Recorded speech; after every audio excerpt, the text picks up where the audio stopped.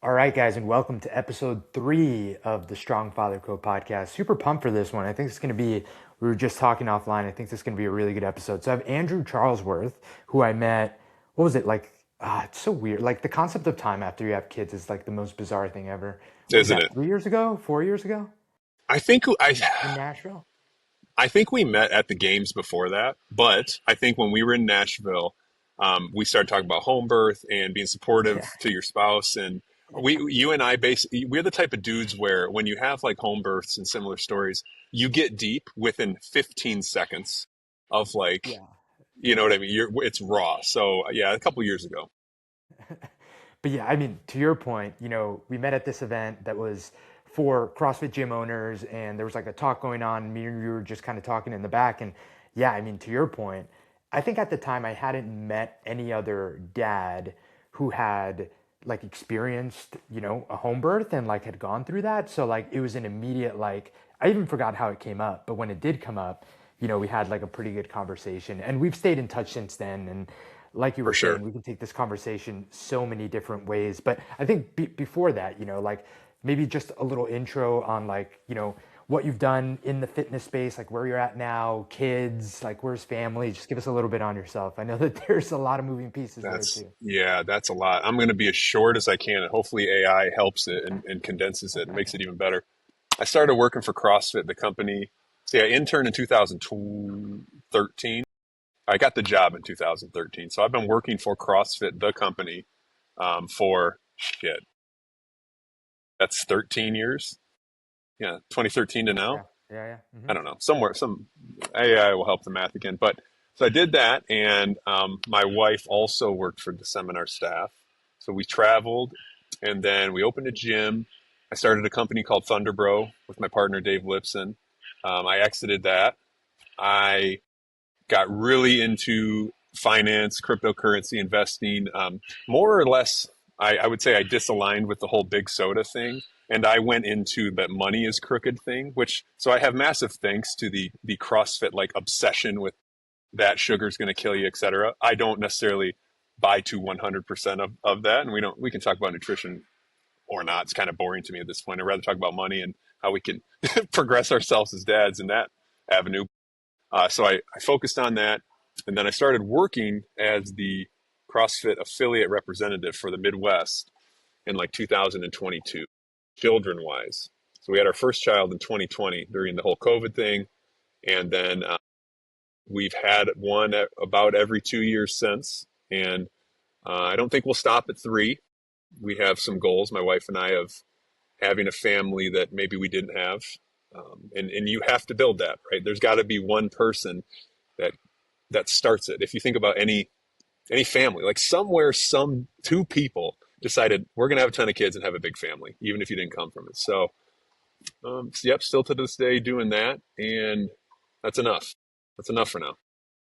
Yeah, man. I'm curious because I don't think we ever got into how did you end up getting so into the whole money things? Because we had a pretty good conversation about crypto in that, when we met and had that first conversation. How did you get into all that? Dude, because uh, exercise is boring to me now. If I'm being honest, Gabe, like I studied exercise physiology, worked for CrossFit forever, was indoctrinated with learning in depth everything there is to know about the human body, and I just got bored. If I'm being honest, man, like it's not that entertaining to me anymore. I can talk to people like you about training because it's fun to me. But if you were to just say, hey, does anyone want to go talk about, fat oxidation and, the ways training aerobically will help mitochondrial density? I'm like, I not interested. So my shift was, both my parents are deceased. So when my mom, when I was little, I remember her, she had a good job and she had told me, say, Andrew, we own our house. So if I ever have to flip burgers, we have our house. 7, 8 years old, that doesn't make any sense. I'm like, well, all my friends own their house, right? Their parents own their house. And she's like, no, you don't get it. Like, this is ours. She was like, the bank owns their house. So we own our house. And just little things like that. And she was not the best with money, although that's a positive message. And she was an amazing woman. Uh, like as I got older, all my friends lived in nicer areas. I'm from the Flint area, so it's not a I don't live in Flint. It's a suburb called Grand Blanc, but in Grand Blanc, there's nicer parts and there's, not nicer parts. And so I wanted to live in the nicer parts. And we eventually moved, and that lifestyle creep kind of came in. So I got obsessed with saving and learning about how to lower expenses, how to maximize cash flow, what that looks like. And then also, each individual has skills on how to create cash flow.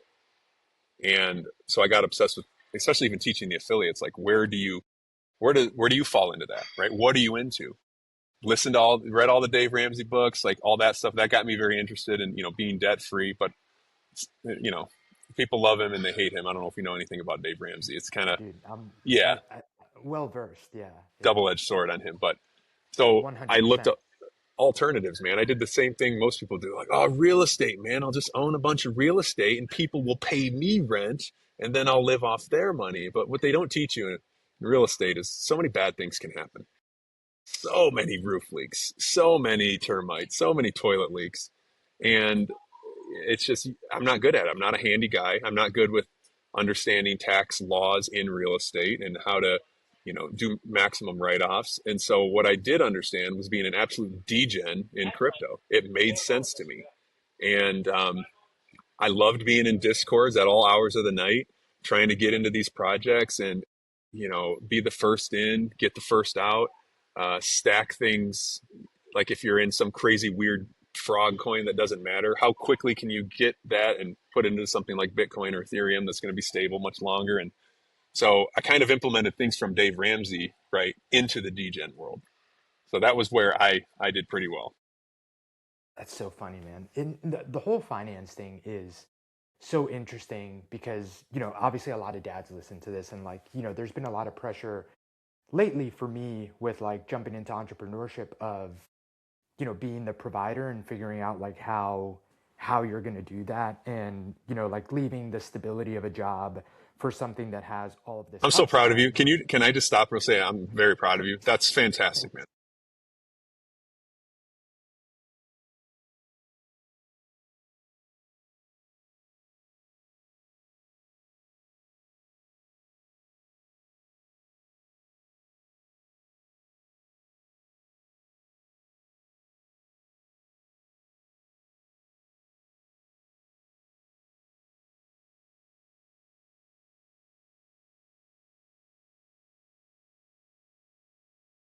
An immigrant household where like saving was very important because you come to the country with this like, mentality that there's never going to be enough and everything can get taken away from you. So save, save, save, save, save. So that my parents like drilled into me early on. But now that like saving is part of the equation.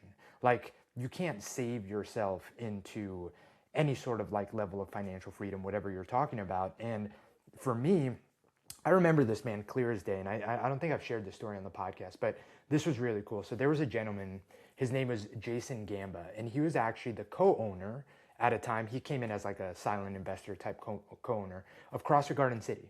So the gym where I started, and Dennis and Jen, who are really well known in the space, they owned for a while. They actually recently left. Pump for him. He's doing his own thing, and that's been very cool. But he was part owner there, and just like a really good guy, man. He unfortunately passed away in like a freak hunting, struck by lightning accident. Yeah, man, super sad. I'll always remember him because he, like something that like as many lessons as my parents imparted on me, but just again because of that lack of education, he had a friend who worked at a car dealership, an Audi dealership, and that was my first mistake, right? It's like when I went to get my first car, like I was going to get something nice because I had always been raised that like stuff like getting the bigger apartment, getting the bigger house, getting the nice car, especially coming up in like an immigrant house, like that's like showing that you've made it to some extent. And that's like so in the culture. And so I remember when I got my first job and I was still living at home because that's also kind of like just the cultural norms of like, growing up Latino. I was like, I'm not paying rent. I'm doing pretty well. Like I can afford a $700, $800 a month car payment. So I started looking. I really liked Audis.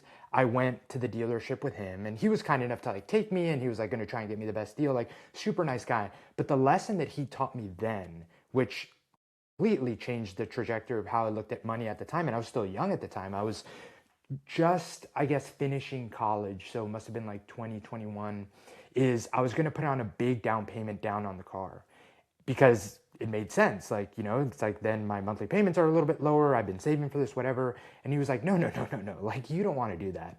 And he's someone that, like, knew money, was smart with money, owned a bunch of car washes on Long Island.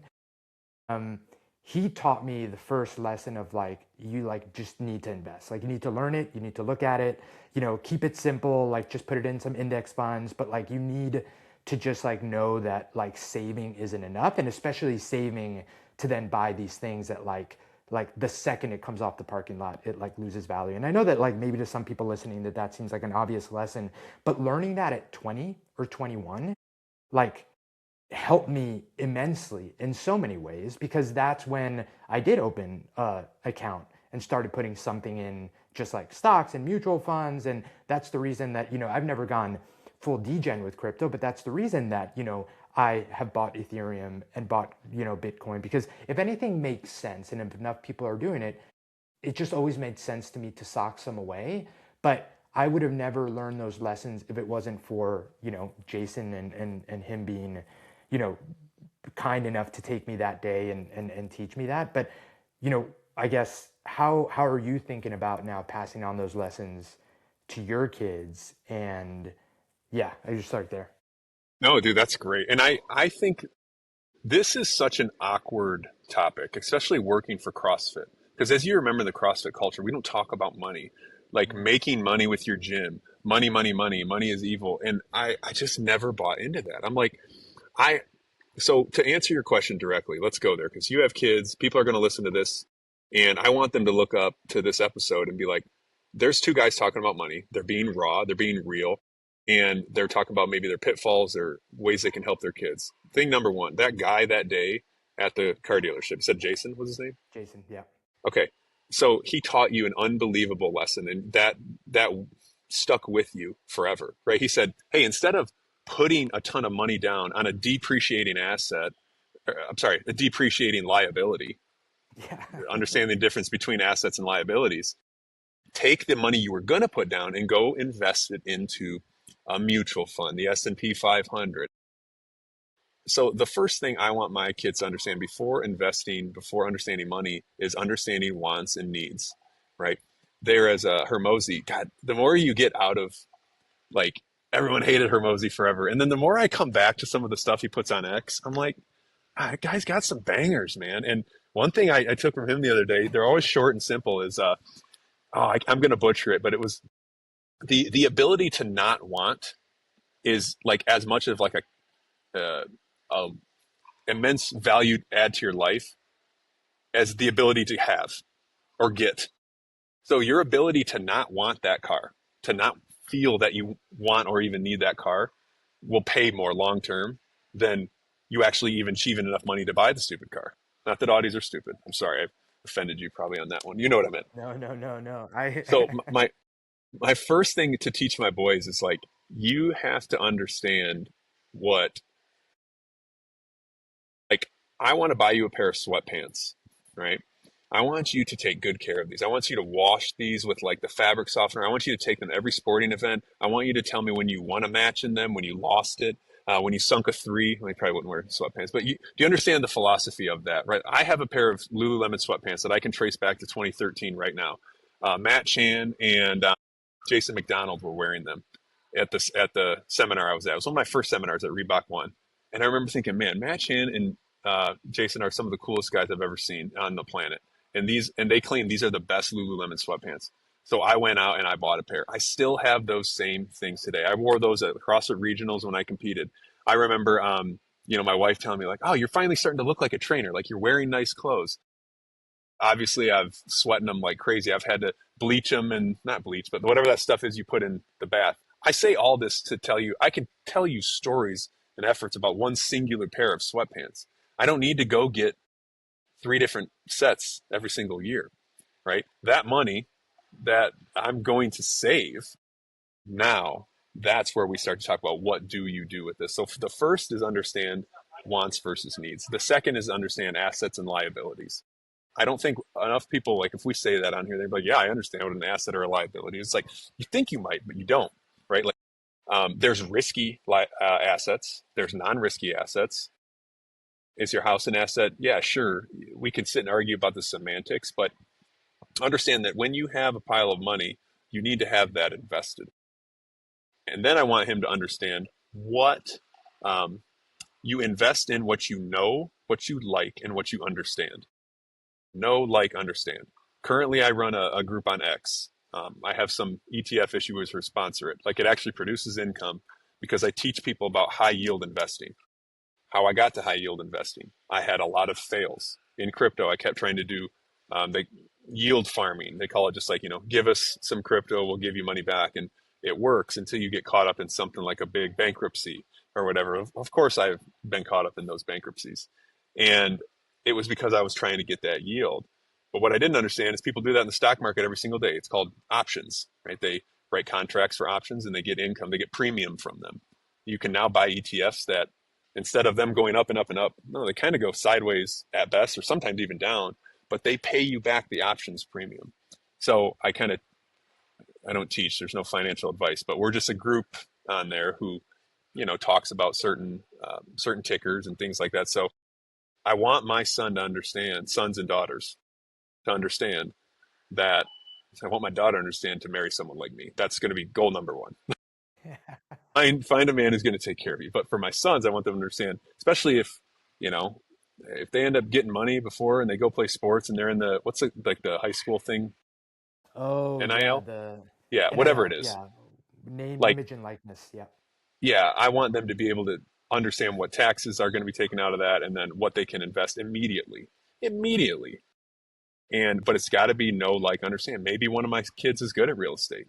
Maybe they like to find properties. Maybe they're into investing in Nike.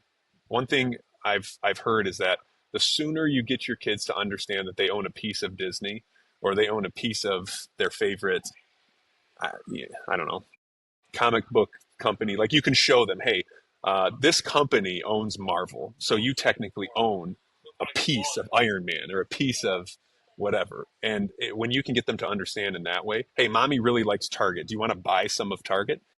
That is something I heard is pretty connective. So that's going to be one strategy. But I want to teach them assets, liabilities, understanding wants and needs, and then investing in things that they already like. How old are your kids now? How old's your oldest? Bro, 531. Yeah, brutal. Amazing. I Because I get know it. I you're, get it. yeah. I get it. Yeah, yeah, definitely like incredibly amazing, but also because right now we have a 3-year-old boy and a 1.5-year-old girl, and the second born is like she's crazy, she's nuts, she's Hmm. insane, Yeah. and the 3-year-old is just kind of like pushing boundaries, and he's like a lot calmer, but he's just needs a lot right now, and then you're Dude, like we all got constantly dealing chicken with. pox. Imagine that. They all got chicken pox. Yeah, that's still a thing because my wife had shingles and it gave the baby chicken pox. And so now then they are out of school for like a month and a half because no one gets that anymore because we didn't, get a chicken pox vaccine. So then it's like a big deal. I'm like, shit. Yeah, that's where we're at. Uh, Let me ask you with I recently went to the bank and they tried to get us to open those. What's the account that you can put in for your kids that they can then use for education? Oh, not the 501(c). It's or that was a I think tax it's thing. not. No, what is No, it might no, no. be. 501(c) is like a non That's a for profit. tax. Yeah, Yeah, nonprofit. yeah, yeah. 401(b). I don't know. I can't remember. Something, but it's the account that Yeah. like they like traditional financial advice is like you should open this up for your kids. You can put like money in there tax free, then they can take it out. But I think it's pretty limited to like traditional education sources. If I'm correct, I don't know if you know more about that than I do, but I is do, and that I have an something? opinion. Okay, yeah, yeah, give it to me. Stupidest thing you could ever. This is not Why? financial advice because Sure. they yes, they can grow in a tax efficient way, yeah, so on and so forth. You can just teach your kids and get them a taxable account, and then they just don't have to touch it. They can understand. fintech and finance and like things like Robinhood, they are just smashing, just absolutely smashing traditional banks. Traditional banks are from the dinosaurs. Even products right now. Like I have probably 400% more in my taxable brokerage than I do in my Roth. Why I'm not, I don't, I need to touch that money. Now I need to sell and buy, and I might use it for income right now. I don't plan on retiring at 55. Plan on being financially free now. If not, I'll probably go through ebb and flows of how much I want to work over the course of my life. And I get to do that and get to spend time with my kids. That's the goal, right? That would be the goal for you too. The goal for you would be, I just want to work a couple hours, but I don't want to miss things with my family. I want to be there to be able to help and to have my kids have their dad around a lot. Like that's the goal. That's why we would do this. Taxable So accounts, man, just go for it. People are going to so hate much. that, by the way. So if somebody's going to Oh comment and yeah, listen to this, okay, that's fine. I think people are gonna have opinions about a lot of things that we talk about on Time here. to lock in. I think that so much of like the advice that's out there, specifically finances, but I think like everything else too, it's just like it's this constant like preparing for a date so far in the future that so the book Die with Zero by I think his last name is Perkins. Awesome book, like completely changed. It opened my eyes to so many things. Again, coming from this like mindset that my parents have that I thank them for in many ways, but of just like save, save, save, save, save, because something's gonna happen some point down the line. You're gonna be happy that you saved for it, and obviously the book Die with Zero doesn't recommend being irresponsible, but like to boil it down to like the main point, it's exactly what you said, right? It's not, hey, I'm not preparing to retire at 55 or 65, right? Because that's going to be an age where like I would have liked to enjoy all of that with my kids. And I love what they talk about in terms of like inheritances and like we wait for the point where people don't even need that money per se or could have used it so much more earlier. um, but I think that to me is such a better kind of way of approaching it than these constant like you're just saving away for I don't know, some date in the future where you're not going to be able to enjoy it as much, you're not going to be as agile, you're not going to have as much energy, so on and so forth. Yeah, and I mean, like even financial advisors. I have a financial advisor friend, and he knows that I know a ton, and we just chat. And he did call gold as of recently. He did a great job with that. But I tell him, I'm like, I have no clue why you even own part of my Roth, and he's like, it's not real. Like I could just invest in QQQ, right? Or the S&P 500, VTI, VOO. I name you a million tickers, and you just do nothing. You can teach your kids just to do that. Hey, if you bought something, use one of those roundup things, and you're gonna have an insane amount of money in the future, and all with apps. And that's the type of stuff that we as dads in 2026 need to really get into. And the whole die with zero thing is cool, but the traditional retirements and the traditional way of thinking of like, I'm Gabe Giannis, I'm just going to invest, invest, invest, and then one day I'm just going to pull money out. Like there's flaws to that too, right? You may start to pull money out, and we have a 20% downturn in the market. That's why my philosophy is I buy income funds. I have an income portfolio that averages about, people are going to laugh when they hear this, but about 30% return, which is not necessarily high in today's products. You can get products today that are returning 80, 90, 100%. When you look at the stock price, it's going to be going straight down because they're paying back all of this volatility. But my goal is to make an income machine. And that's what I want to teach my son, is to create an income machine. He understands money. So if I understand, hey, if you take some money right now and you build your little income machine over time, it's going to spit out more money, and then you can reinvest that and make your income machine bigger and bigger and bigger and bigger. And one day it'll be able to buy you a Pokemon set every other day. And then it'll be able to buy you groceries for your family every other day. That's that's the way I like to look at it. And I save in Bitcoin because I I mean, whenever this comes out, Bitcoin could be at its lows for the next 3 years, and which is great. Is it my lows? Absolutely not. I've been doing this for 10 years. Like, of course, it's not my lows.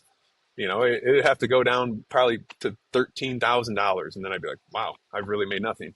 But so over time, I save in that, and then I use income to produce more income because it's something that's what I want to teach my family to do. How I don't would know you where I went boil with that, but down how would you boil down so then why isn't everyone else doing this and why isn't there more because it's new. Do you know Michael Saylor? Does that sound familiar? If I say the name Michael the name Saylor, the name sounds familiar, but I so he owns a company called Strategy, or it's called okay. Strategy now. It was called Micro Strategy for a while. They own 700,000 Bitcoin. He's the guy. He always you hear him speak. He's very smart on Bitcoin. He's knowledgeable on it. His stock's getting crushed right now as Bitcoin, but he owns, God, a huge percent of the supply, and all he's going to do is buy and borrow against it, and that's how he creates his business, and it's going to perform well because it's such a hedge against inflation, and he's been winning. But he introduced new products that are called preferred stocks and preferred shares. And in those, he basically is saying like one of them's called STRC. I see a lot of big people like Grant Cardone and everyone getting out of their real estate and just putting that same money into STRC. It's basically a bond. It's basically a bond that's pegged to $100. It can go to 101. It can drop to, like 98, 97, but it's going to pay you 11% on average every single month. And then that 11% is classified as return of capital, meaning you don't have to pay taxes on it until your cost basis has gone down to zero. Am I losing you? Are No, we out in no, left field? Okay. no. I mean, I understand cost bases and stuff, but Okay. the, What the, that the means more though the is, yeah, the most go ahead. surprising thing to me, and the reason I asked the question is just like where is this information? Like where does it live? It's You know, not, like it's not out because elites have been writing covered calls and doing options and doing cash secured puts, and the options market has been around forever. But people like you and I, we were A, never taught this, and B, if we were taught it, you had to be with a special brokerage or, it looks really jankety in a computer. It's super weird. You're going to mess it up. So you need to pay someone to do it or you need to go to Wall Street. And now you got freaking kids who are just, slamming Zins and Mountain Dew who are on freaking the computer all day, just crushing it. They do exist. They also go to zero. Like there's a lot of risk there, but it's super simple. Like there's super simple ways to teach, much like CrossFit, right? The reason CrossFit did so well is it took something so complicated and the level one truly broke it down into very simple things. How we teach nutrition, how you teach the air squat, how you teach core to extremity. These are all things you could go crazy with, but podcasts like this and what you're doing with dads and bringing people on and even teaching them about their life. This is a component of your life. So you should be interested in learning this stuff. it's a huge component, and it's for whatever reason something that is always awkward and uncomfortable to talk about. Why? I don't Um, know why. I guess like it has to do something with the fact that there's like the fear of judgment drives so much of our behavior, right? Like it's very real. And I think that as soon as you play or talk about money because it, right, wrong, or indifferent has become such a like measuring stick of like how well you're doing, quote unquote, people don't want to open up about that, right? Like it becomes something of like, well, if I'm not doing all the things that Andrew's doing and it seems like he's doing really well, like I've fallen short is what someone might feel or say, and the reason they don't want to open up about that stuff. So I think that that's a big part of it. But again, it isn't founded on the part that these conversations are just going to help, right? Because I can learn from you, someone can learn from listening to this podcast, and regardless of where you're at, it's not about comparing how that, stacks up to other people. It's just like, do you want to be better than where you're at? Then you should at least ask questions and be like, well, Yeah. Andrew, if you are doing better, like, how did you do that? Like, what did you do? And What do what you is better? recommend? It's And so then it's so educate yourself. subjective, right? And the Well, that's judgment, true the too. comparison is a thief of joy. You nailed it, right? Like if someone's driving an amazing car, my first thought, So that if was a I'm being, stupid what's, decision. yeah, yeah. I mean, it's probably Yeah. worse than that. And then it goes to like, okay, so and then you got, well, I can snatch heavy. I'm a man. That doesn't make you a man. Oh, I can beat you up. That doesn't make you. I don't know. I can run away, or I got a gun. I know how to shoot. Those guys fucking piss me off. Sorry. Where are we at on rating here? What's our? No, dude, all good. Okay. Yeah. Just Yeah, in general, like in general, And my dad passed away when I was 2. So my mentorship from men came from all of my coaches. I played college basketball, competed in CrossFit, all that shit. But I think back to my coaches. I had a unique opportunity to be so influenced by men, especially my good coaches, and the things that they put into my brain.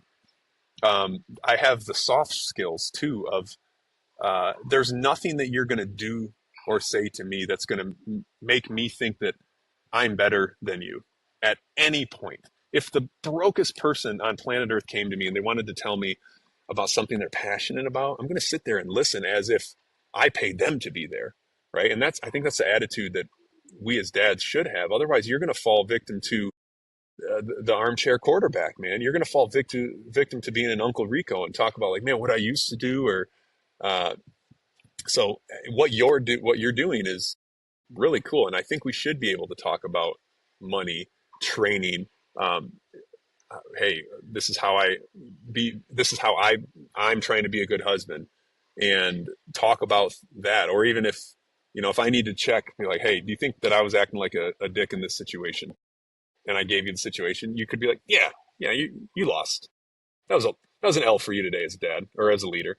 I'd be like, yeah, fuck, you're right, man. Like having that is what's more important than judgment. Like people who judge me, I'm like, fuck, go for it. I could care less. And I get a lot of it. I get a lot of it being in the role with CrossFit, or Jim's being upset, at CrossFit. And I'm like, yeah, man, if you need to leave, like, go for it. Is that truly why you're upset? Or if I could save you $3,000 today by changing your membership management, having them pay the credit card fees, yada, yada, would you still be mad at CrossFit, or would you be happier? If you could have enough money to buy a jet ski, would you be frowning on the jet ski? Because you can't frown on a jet ski. It's physically impossible. Try it. Try to ride a fucking jet ski and frown. Like joking around with them like that. And it is. Most men are upset because they feel inferior because they're not making enough money. And then that makes them feel like they can't provide. Um, and yeah, especially guys last rant, guys whose wives work and take care of the kids. If you have the nerve to not say that you are an equal and you need to be vacuuming or doing yada yada, I don't get it, man. I can't be there, right? I'm going to take on all the responsibility, all the failure of the income of the house. And trust me, it's a down mark right now. Like I'm freaking out all the time. But that's my burden to carry.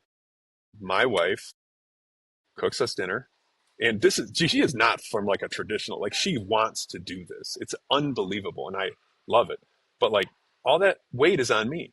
And you have to keep getting stronger. You have to keep building yourself, just like we train, right? So education on finance should be a daily practice.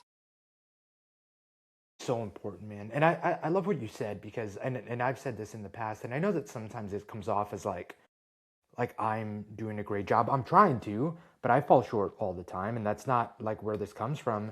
But like we have to take on as much as we can. And the comparison game of, like who changed the last diaper, or like, who got up the last time for the kids, or like whatever. I and this actually, so an exact example this morning. Like there's no comparison because when I am alone with the kids, they are very calm and they're Yeah. doing their own thing. Like relatively, right? Like are there times where they're absolutely nuts with me? Yes. But generally speaking, time with dad is pretty calm. Like he's playing, she's kind of over here. They ask me what they want, I give it to them. As soon as mom walks in the door, as soon as she walks in the door, they only want her. They're asking for all sorts of Food. things. They're Yep. fighting like each other for who gets attention. Like the weight of her spending time with them alone and me spending time with them alone is so different. And that's just the way it is. And you add to that the fact that like she carried baby for 9 months, like she gave birth, like I genuinely believe this. I don't just say this. Like I genuinely believe that there's no world where we can be on the same footing of what mom does from the moment that they give birth. So we just have to do everything we can to try and get there, and we honestly won't. And that requires taking on the financial responsibility, being the leader of the home, and also just helping with anything else that you can help. And is that a lot? Is that overwhelming? Yes, but it's what we signed up for when we decided to start a family. And I don't think that there's anything shouldn't be anything like controversial or like crazy about that. That's just it's we carry that on our back, and it should feel good to carry that on your back. Like you should finish a day completely exhausted, that you woke up early to get your workout in, then you spent time with the kids, then you worked all day, then you helped cook, and then you helped clean up, you got the kids to bed, and you're exhausted. But like, I mean, what else do you want to do? Like it's exhausting, but it's awesome. Yeah. And this is what's great about what you're doing. I know I've said that a lot, and people are like, he's probably trying to, or Gabe probably paid him to say that. Gabe did not. He did not pay anything. And what I want you to take when you work with dads too, and then there's a big or. Take, for example, the or. I've always woken up early because there's parts of me, that I've worked on deep. I don't want to get too deep too quick, but there's parts of me that hates myself. I don't know where that comes from, right? And I have to deal with that every single day. So if I physically don't get up and make myself suffer, I don't really have respect for myself. I know Joe Rogan said that. So people are saying, oh, he's just saying what Joe Rogan. No, I've felt that way for a long time. You want to know what's really hard is right now I don't have the opportunity to do that because we're going through some sleep regressions and with the chicken pox, and then my wife, had a lot going on, and I need her to sleep. So I am the one getting up, 5, 6. Like I don't get to leave the house. Like I used to leave 4:30. Whatever. Kids are going to sleep till 7, guaranteed. It's not guaranteed now. So I'm angry now in the morning. So where my weight comes in now is stop being a dick at 5 a.m., Andrew, because you're not getting your little fun workout in and cold plunge and sauna, and you didn't go lift weights and crush yourself. There's seasons of life, but for dads who haven't even understood what it's like to get up and work out, that's step number one. If you have the luxury to be able to do that now, go for it, man, and eat that frog first. But I think that we as dads put so much, and providers, we put so much emphasis on, am I doing the right thing? Like these demons that come up every single day, like I'm not making enough money. I feel fat, like I'm so stressed. I feel like I'm going to die in 10 years of a heart attack, so on and so forth. And what we don't understand is it's in our physiology to connect with other men. You don't have to go lay in a field and like cry either, right? Like Brian Shantosh is a good friend of mine. He Crooked Butterfly. He like thinks I'm cool, which is crazy. And the only reason he does that is because he knows I'm just an authentic person. And like we've connected a lot over the years, and I've thanked him several times because I'm like, dude, I see inside of your like spirit and soul, and I just I respect you. I respect not only what you've done for our country, but just you as a human being, and the way that you train the mind and have people realize about the mind's mind. And that's what we need to use each other for, right? Being like, hey, I'm having some dark fucking thoughts today, Gabe. Like, and for you to be like, hey, I got 15 minutes in 3 hours. Do you? And if I say yeah, and like we link up and we're like, dude, what the fuck's going on? And if your first thing is like, Andrew, you kind of sound like you're being a bitch today, if I'm being honest. I like that, right? I would appreciate that. Not all dads, or we can't handle each other the same way. Typically, men enjoy being made fun of. That's like one of our ways of bonding together, right? And um, I just you have to have that in your circle you see all the time, like physically in front of one another. Somebody you can call, text, a workout partner, um, and yeah, I feel like you're kind of trying to connect people with that and do that. 100%, man. And it's one of those things too where like I didn't notice how much I needed that until like I had it to some extent, because we moved here to Seguin, Texas in 2021, and we didn't have kids at the time. Like the reason we moved here and bought 10 acres is because we were like all in on doing the homestead thing, which was super fun, but we were very busy within like our space.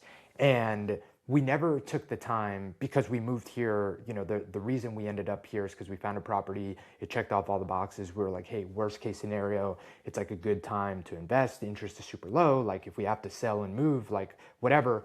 And for 2 3 years it was just kind of us and like a couple like friends we made at like the local gym, and it seemed fine because I was connected to people through the podcast I had with Jason Kalipa and like work, but it was all like digital. And as much as like you're friendly with the people you work with, like there's always that like you can't be like a friend. And I've actually, I think I can be more of like an actual friend with Jason now, for example, that we don't work together Yeah, you don't work than together. Yeah. when you work together, because there is always just that like that line that like can't be crossed to an extent. All that to say that recently, and honestly it's been this year, we've been here for 5 years, and a combination of different things like joining a church and like like really plugging into some local business owners here, and Ariel starting like a walking group with moms every Monday. Like Oh, it's we made awesome. an we made an intentional choice at the beginning of last year to like get out of our own way to like go out and like meet people, and the difference it has made. And again, you don't realize until you have it to some extent how much you needed it before. But I can speak to it now 100% because I have, my running buddy that every Wednesday we go out, we meet at 4:30 and we run ridiculous workouts, and during the warm up and the cool down, we just talk. And it is maybe the most important, it's not maybe, it's the most important workout that I have during the week. And it has nothing to do with the fact that it's like the most intense track session. It's just, it's most of the time I'm working out alone. That's the time that I get to work out with him and my other buddy Daniel, and just being around them, even if we're not having like, because some days it's not every day that you go and have to have some deep conversation about something going on, but just that time with other guys talking about whatever, something really deep or something as superficial as just like what the kids are up to. It makes a world of a difference, a world. And I can speak to it now how much it was missing when I didn't have it. Yeah, dude. We moved to I from remember. property. Yeah. Yeah. And, you kind of brought up, you hit a heartstring there because when we moved, it's gonna be a lot, but we were having our daughter, and my mom had a procedure done, and this is how she passed away. Essentially, she got a bunch of infections in the hospital, and so I'm having my daughter, and my mom's in a coma, and bam, then I had her. This is all going on simultaneously, and we decided we needed to move a little bit before she had this operation. So we moved back to where I'm at, and I mean, my daughter was born on April 4th. My mom passed away on April 24th. So, and then we had to move. And in this time, like I had, dude, bro, I'm telling you, I had to dig deep, deep, because it's, my dad passed when I was young. So this is, I mean, I'm only 34. Like it's not, I'm be 37 soon. But at that time, I'm like, wow, we moved to the subdivision. We went back to the Catholic Church. I was a cradle Catholic, and I don't want to talk about all that. You can't. We could have another podcast where we talk about faith, because there was some interesting stuff you guys used to talk about where I had some opinions. We won't go there, but we moved with all of our old members and friends in a subdivision. We have over 30 children in our subdivision. Our neighbor was an old member of ours. My best guy friend lives on that. I can see his house through my window, and I just walk over there. His son is my son's best friend. We talk every morning. During that time when my mom was passing away, I'm not a guy who I'm like Theo Vaughn, where I can talk to the world about these things, but intimately, one on one, I don't like doing it. And I remember he's kind of had a tear. We're warming up, working out at this gym I'm at right now, 5 in the morning, and he kind of was like, you could tell he's prepping himself to be like, dude, are you okay? And I remember him like stumbling over his words, being like, hey, if is there anything I can do? And I was like, dude, you're doing. I'm like, don't be. I'm not going to say what guys would say. I'm like, stop being soft. You're doing it right now, right? You showing up to do these rowing and echo bike intervals, and then we're going to go bodybuild. You're doing it right now. Don't do anything else. He goes, absolutely. You know, that's where having that relationship, like you just said, is. I'm happy you guys got that, because it is isolation will kill people faster than anything else. There's a reason that's what they do in prison, right? When you go into solitary confinement, that's being around people. It's cool to be like being self reliable, if that's a word, right? Like you guys are. But now that the walking group with the moms, that's fire, dude. Because they need something. They need something to talk about sales at Costco or annoying things that Gabe did earlier. And hey, are you doing this method with your kids? And like those conversations are so important for them.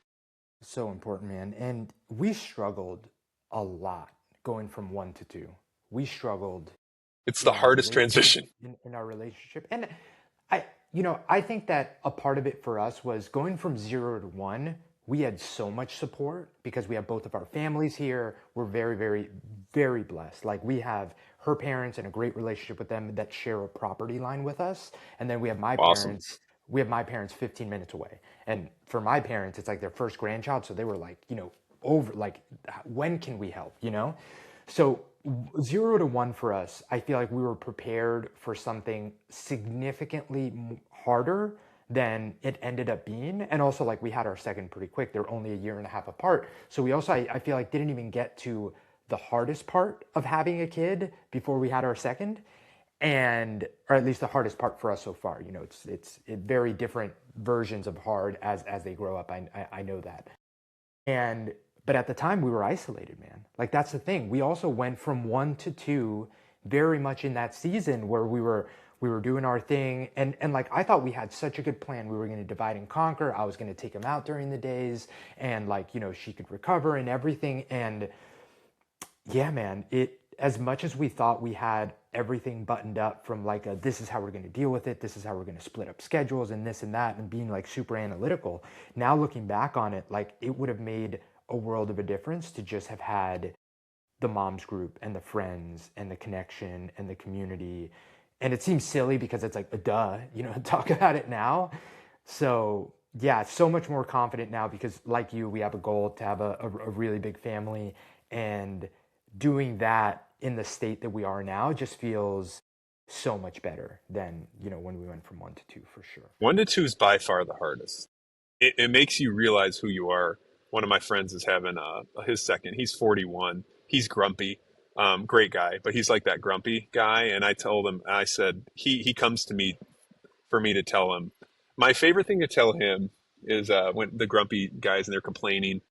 I'm like, you could have married a dude, if you wanted to. Like, hey, you marry me, I'll have the dishes. You'll have the dishes, you'll do the trash. Yeah, but guess what? You don't like dudes, and that's your thing. So sorry, man. Like you're gonna have to compromise and understand.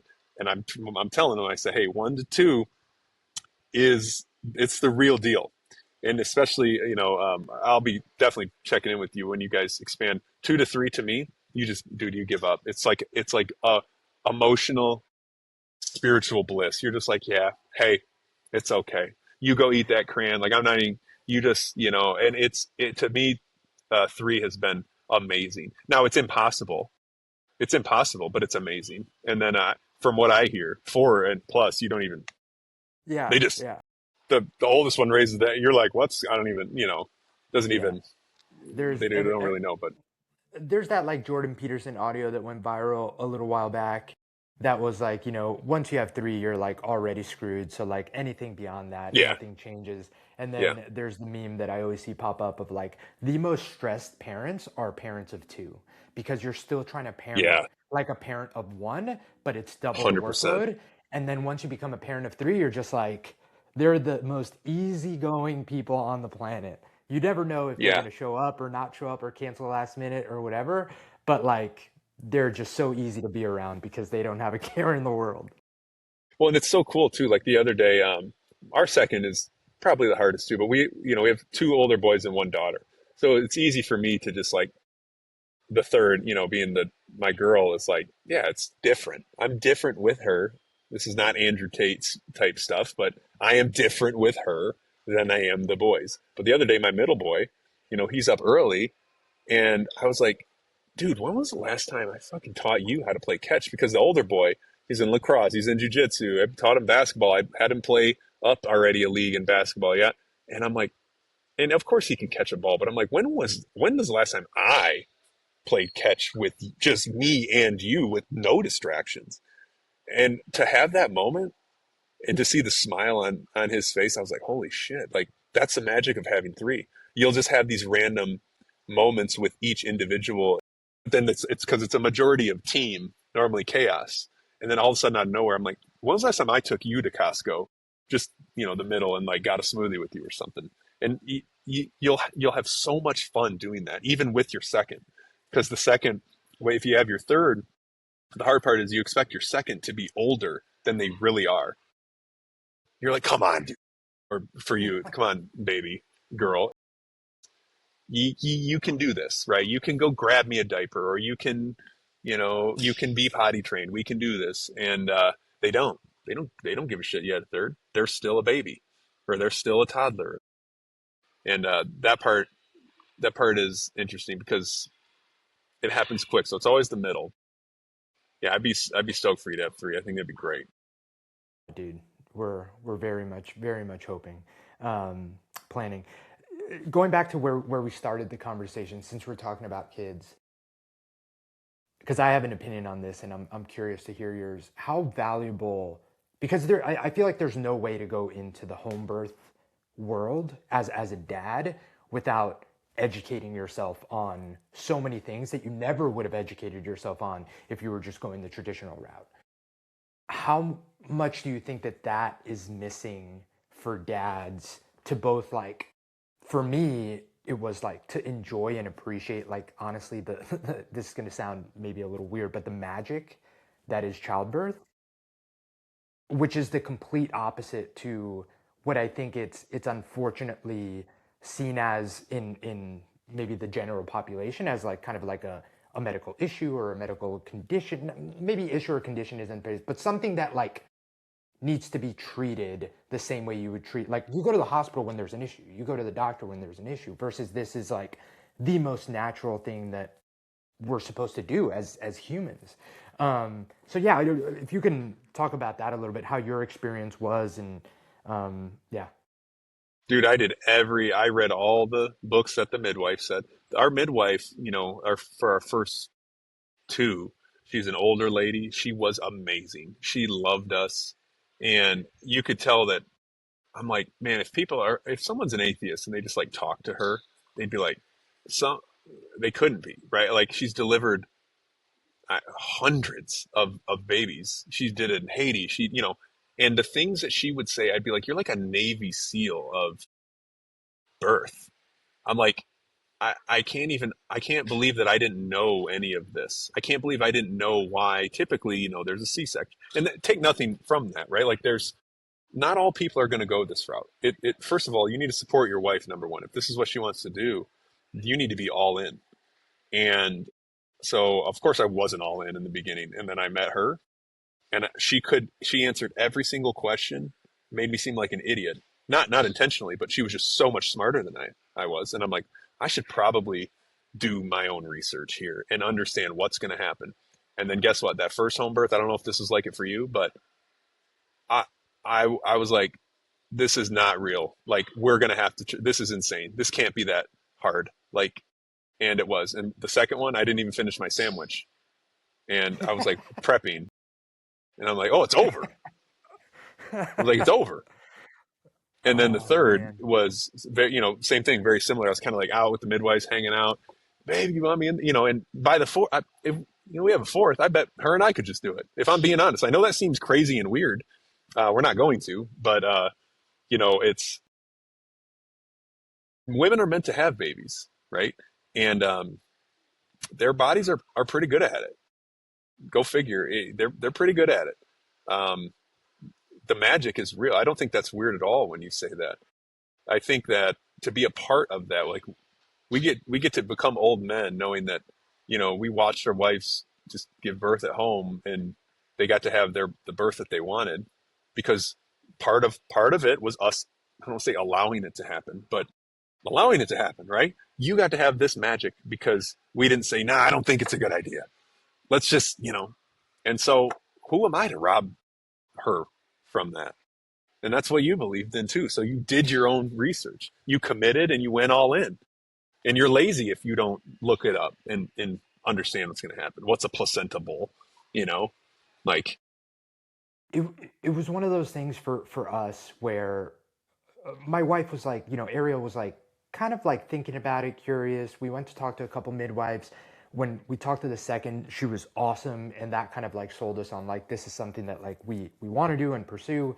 Then we signed up for like the childbirth class that they highly recommend. And I remember at that point, like I also felt comfortable enough to be like, all right, like this is something we want to do, especially because it's very much positioned, and maybe this is something that like people don't know. Like it has to be check off all the boxes of it not being high risk to go this route, Right. obviously, Right. right? Like if there's any sort of pre-existing conditions or even things that emerge throughout pregnancy that make it where, okay, like being in a hospital setting, like just makes sense. Like midwives aren't going to be like, no, no, no, we're doing it this way. Like I think that that's kind of something that's misrepresented is the fact that like they think that like the traditional route isn't appropriate for anyone. For some people, like that is exactly what you should be doing. So that to me was very comforting in that like, okay, if anything comes up through the process, like that's still always an option. But I remember we took the childbirth education, and for me, very much in the beginning, it was like, all right, like I'm supporting her, like I'm gonna go try and be as engaged as possible. And I kid you not, man, by the third week, I was like I was like, wait, can you say that one more time? Wait, can we look at that slide again? Like what?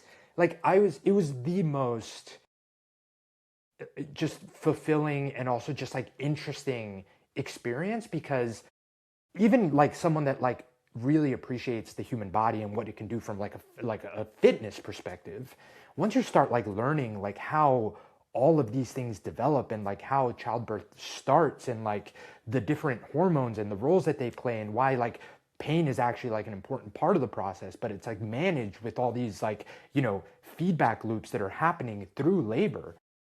You're like, this is insane, this is incredible. Like you're so you have such a deep appreciation for it once you do that education. And I would have, and I guess you never would have known, but it would have been very unfortunate if I never would have even have learned those things because we didn't go this route, because it gives you a Yeah. completely new appreciation for what the human body, the female body specifically, is capable of. And it was awesome, it was awesome. But it was funny when you said that because we had the same experience. And for um a lot of reasons of kind of like my wife's her sac, so her water broke, but it was like a small leak, and so Yeah. they had to kind of like speed things along with our first. So that she did a midwife's brew, which I don't know if you're familiar. It's castor oil mixed with some other things to like really kind of get things going. The one thing we didn't even know at the time when that was like an option, otherwise I don't think we would have taken it, is that castor oil sparks some like pretty aggressive contractions. So Hmm. our first was like same thing like you. It was like it was an experience, man. I remember Yeah. I fell asleep standing up at one point. Like Ariel fell asleep in the tub at one point. Like we were going for what seemed like it was insane. And I remember I kept telling myself because I was doing like the hip squeeze to try and relieve some pain. I was like sweating. I was pumped, and I was like, I can't be tired because she's going through this. Like it was Yeah. nuts. But yeah, the second one we were like, I think we called the midwife and she came at like 10 and they were gone, everything clean, and like we were in bed by like midnight. And Yeah. that's it. It's nuts, It's crazy. nuts. And she did, hopefully your midwife, and probably did tell your wife that the second is not like the first. And once your body, it's muscle, I mean, it's, it's neurological brain chemistry, memory, body. I mean, once they can do it, their body goes, we're going to do this as many times because that's what they're meant to do. People are meant to have big families, right? Like it's such a spiritual awakening. We sound like such hippies, dude. I love it. But it's like, it is once you're It experienced is, that, it like is. I couldn't imagine robbing them of that experience of what they're meant to do. I can never do that. I'll have an immense respect for you know female body forever after that, and that'll change the way I talk to even my boys about women. Right? I'm like, you don't understand. You don't disrespect women for lots of different reasons, but one of which is they're responsible for bringing humans into this world, which we desperately so need for to keep our planet going. Even right, like I don't know, just you get a deeper respect once you see it and go through it. Yeah, man. It's incredible. And it's also obviously, and I'm sure that obviously this is the case regardless of where birth happens, but like those memories are so some of the most vivid most incredible memories that I have are, us being in our bedroom or in our living room and, bringing a life into this world. It's so nuts, dude. Yeah, It's so so nuts. cool. Yeah. Dude, crypto to home births is exactly where I saw this conversation going when I knew you Yeah, were going to be perfect. on. Just a little bit of everything. Dude, I appreciate you coming on, man. And I'm glad we were able to make it happen. It's kind of one of those things with, being on Jason Khalipa's podcast for a while. There were like so many people that both him and I would have loved to have on, but like between coordinating and other people and it just kind of being a big thing, we were never able to make it happen. But now it's a one man show, and that's the advantage, man. I just get to say, hey, we're going to do this, and we get to do it. So this is fun. Appreciate you, dude. Well, you're crushing it, man. I appreciate it. I love having these conversations. So anytime you want to chat, I'm in. Heck yeah, man. Where can, if people are interested on, not getting financial advice, but, being a part of the group you have going or anything like that, where can people find you, reach out, or anything else that you want to kind of give a shout out to? Yeah, I have a pretty big X account, so it's called Crypto Fit with a capital F, kind of like the CrossFit. I that was so old, and then it just caught massive wind. So Crypto Fit, it's underscore R Andrew C. Where you'll see my face on there because I'm a public figure on X. Yeah, really that or on Instagram, Andrew Charlesworth one. Definitely have if you're in the Midwest, they probably know me, but I definitely enjoy any helping any CrossFit affiliate out.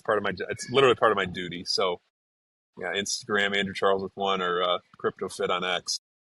Awesome, man. Awesome. Well, I appreciate you being on. I'm sure you'll be back and appreciate everyone listening. Till next time, this is a good one. Awesome.